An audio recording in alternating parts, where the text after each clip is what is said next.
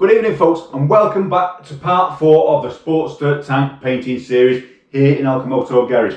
So we've moved on a bit now and we've got everything flattered off, ready for putting the decals on, which are already on the other side. So we're going to bring you a bit closer and just go through the procedure of putting these decals on and why I chose these decals and the reasoning behind the base coats as well on the previous episode. So we'll get into that straight after the intro.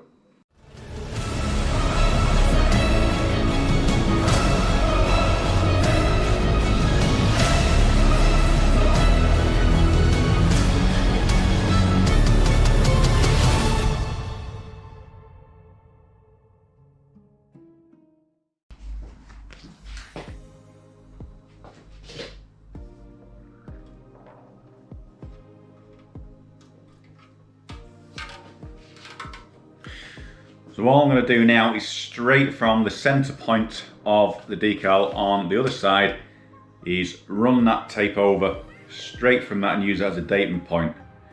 And I'll show you that in a minute. And it's coming straight across through the middle of the tank cap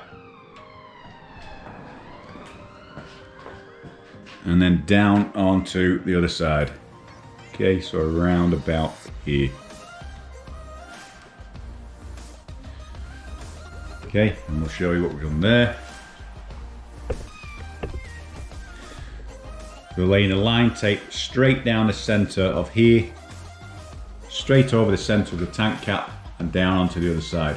So we know that way that we're going to be more or less in the same place, okay? And all we're going to do is just measure the distance between the top of here now and down, and then we know that that decal is going to be around about the same on the other side.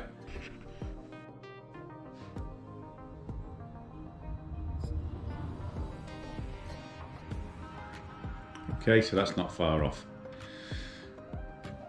Now previously when I put this top gunmetal on, I had some lines here which you can see, and these lines are about the same on both sides, so I'm measuring down from that line down to here, which is about the same as the other side. Okay, so that is the center of where the other bar and shield is going to go.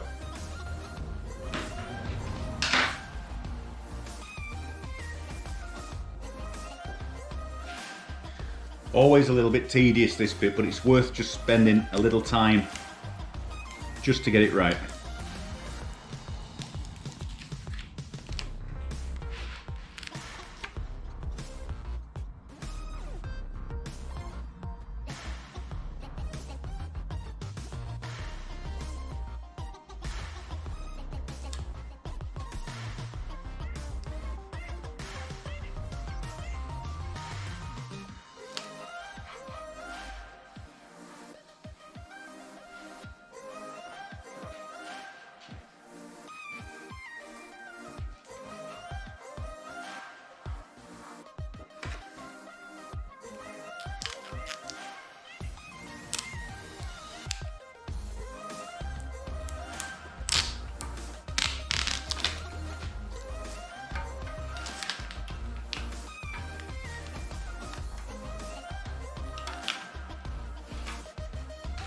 Okay,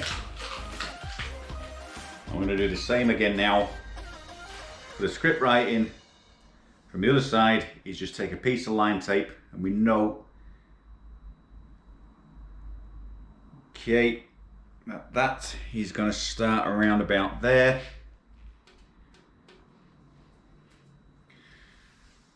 And finish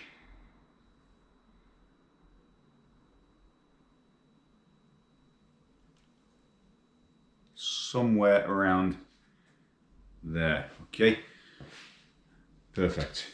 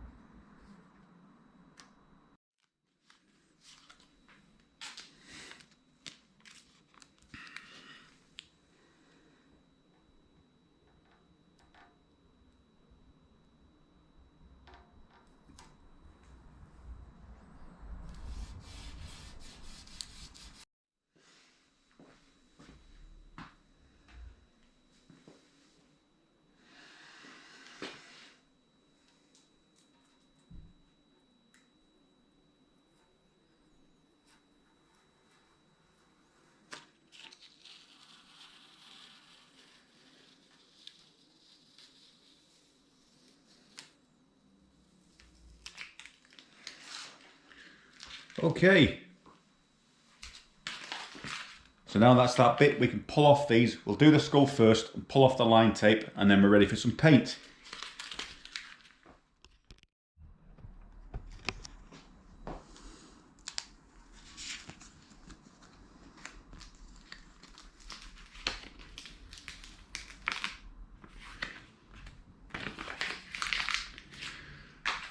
And that one was a lot easier.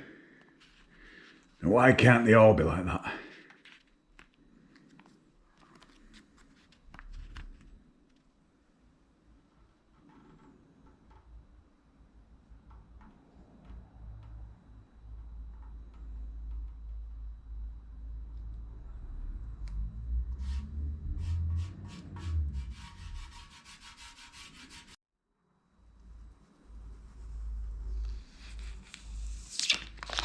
Okay, and again, remember we're going to blow over this and this decal will come off, revealing the gunmetal underneath. Okay, so it's not going to be black.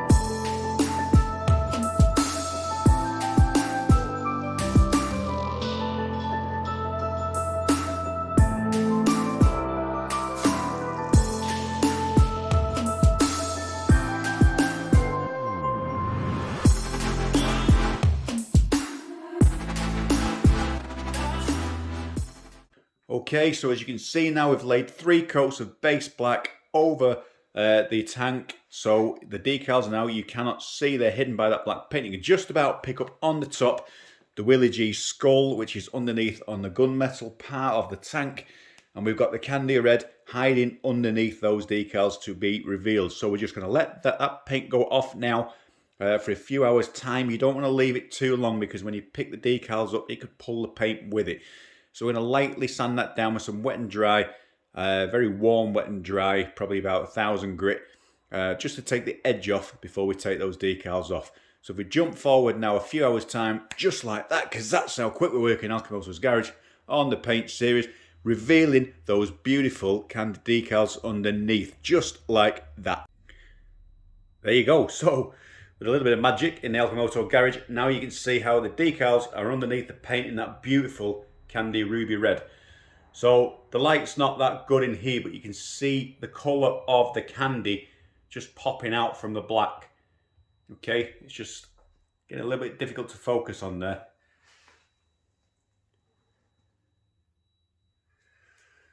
Beautiful.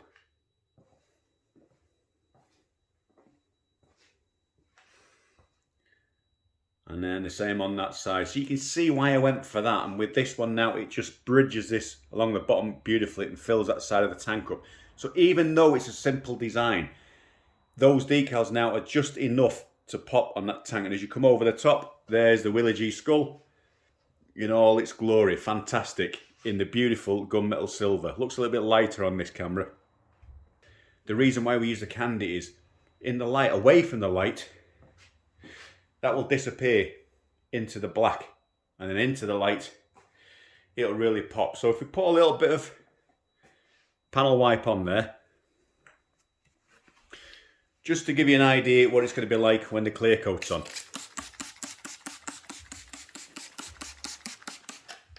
Okay, you see the colour of that, it really does come out.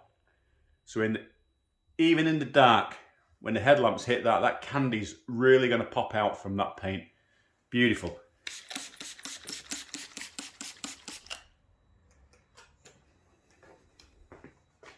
And remember, this has still got to be flattened down a little bit more.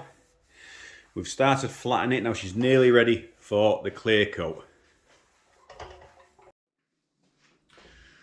Okay folks, so that brings us to the end of part 4 of the Sportster tank painting series.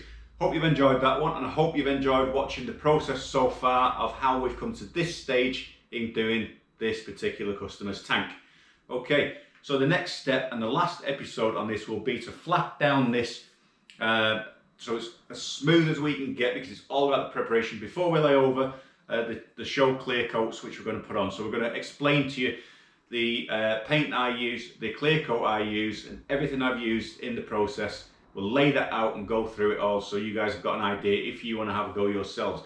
Okay, so the process behind this, obviously, the reasons why we went for the black base coat, the silver base coat, the candy paint and so forth, just so we could get this candy coming out in these decals, where these decals were. And the reason why we laid that over onto that side is because we can move those decals around without having to worry about that. We only had the paint in a particular place.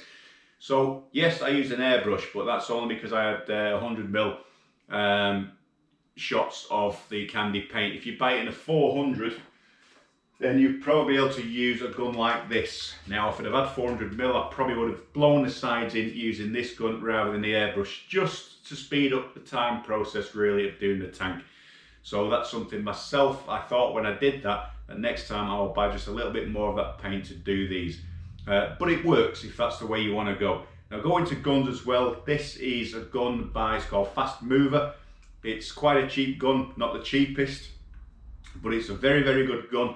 And a lot of good reviews on this, and it'll lay down paint over on your base coats without getting so much orange peel, which means the atomization is good and is less flattened down time for you guys to do. So you get a very, very good finish from this, as long as your temperature is right and you're not doing it in too cold of an atmosphere. So just remember that.